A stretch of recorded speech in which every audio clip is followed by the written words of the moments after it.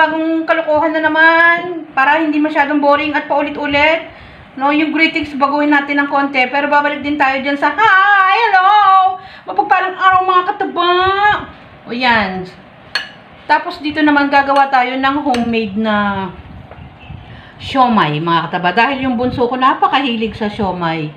No, ewan ko ba, yan, gumaganyan-ganyan pa yung mukha nung nagbibideo. Ito yun eh. Tapos dito meron tayong giniling. No? Yan. Mapapansin nyo parang may kulay puti. Natabunan kasi yung yung balat ng baboy na pinakulo ko. Pero napakulo ko na yan. Malambot na yan. Natabunan siya sa ref. Meron pa pala sayang naman. Mga ilang hiwa lang naman to. Siguro mga 2 hiwang maliit. O, sinama ko na. Total malaman naman yung giniling. So, yan ang ating giniling. Tapos dito, meron tayong bawang, sibuyas, carrots. No, kung gusto nyo tanggalin yung carrots, pwede nyo tanggalin mga kataba. Kasi ako naman, syempre, budget. Masarap naman yan pag halu-haluin. No, parang gumagawa lang tayo ng Shanghai sa paggawa ng siomai. No, carrots, pwedeng carrots lang. Pwede nyo lagyan ng bell pepper. No, ang sa akin lang kung ano yung, lalo na ngayon, napakataas ng gulay. O, i-advertise ko na naman ang pagtaas ng gulay. Tapos, spring onion. Kasi mag-a-adjust tayo dun sa presyo ng bilihin, mga kataba. Kaya ganyan ang ginagawa natin. Meron tayong oyster sauce, pampalasa, salt, pepper, at saka Ajinomoto. No, mix lang to. O, dati ko na rin tong sinabi na hindi natin dinadirect yung itlog. Chine-check muna natin yung condition ng itlog bago tayo maglagay. Kita nyo naman, buong-buo yung egg yolk niya. Ibig sabihin, good na good yan. At habang dumadaldal ako, ilagay na natin yung mga ingredients. Ayan. Halo-halo lang to. Lagyan natin lahat.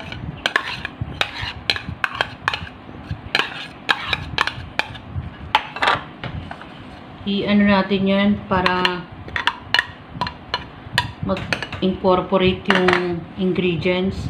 Parang nagbabago na naman ang itsura niya at feeling niya nangangalay na siya.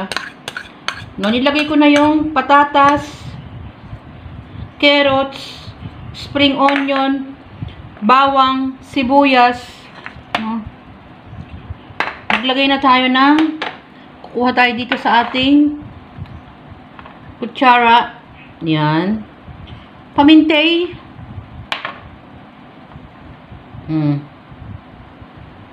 Salt. Ganun lang karami.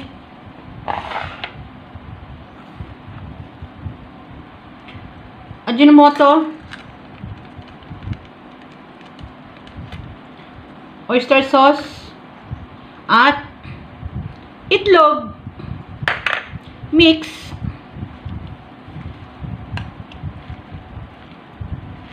Yan, i-mix lang natin ng i-mix, no? Kasi para maghalo-halo at magsama-sama yung mga ingredients niya. Tapos dito, gagamit tayo ng molo wrapper. Malinis ang kamay ko again. Kuha tayo ng small amount ng, wag masyadong marami kasi para maluto siya ng maayos. Small amount ng mixture natin. Tapos saka natin basain ng konti para magdikit, no? Tapos saka natin ikutin, no? At itaktak natin papaganon para madali lang siyang mataktak yung ingredients niya sa pababa. So pagdikitin lang natin siya both side. Kung sakalang natin ikutin yung wrapper. Tapos ilagay natin diyan. Yan, style siomai naman to.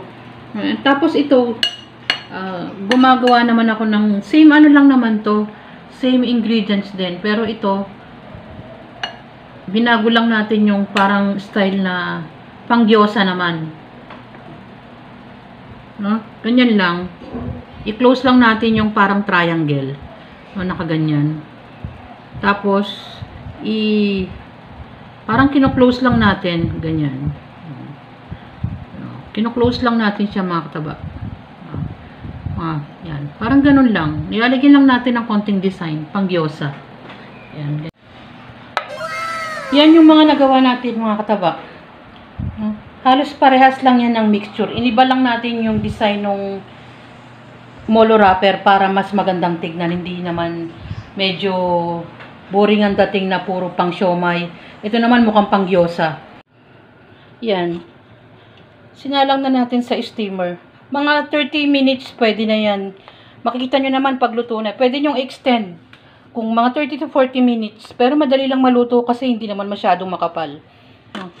Tapos, saka natin balikan pag talagang lutong-luto na. Pinapatay ko muna yung electric kasi mainit naman na yung pinakulo.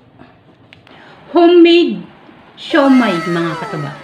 Simpleng giniling lang. At maliliit na vegetable tulad ng carrots, patatas, spring onion. Nilagyan lang natin ng mga pampalasa. Sinamahan naman natin ng sausawan na toyo kalamansi.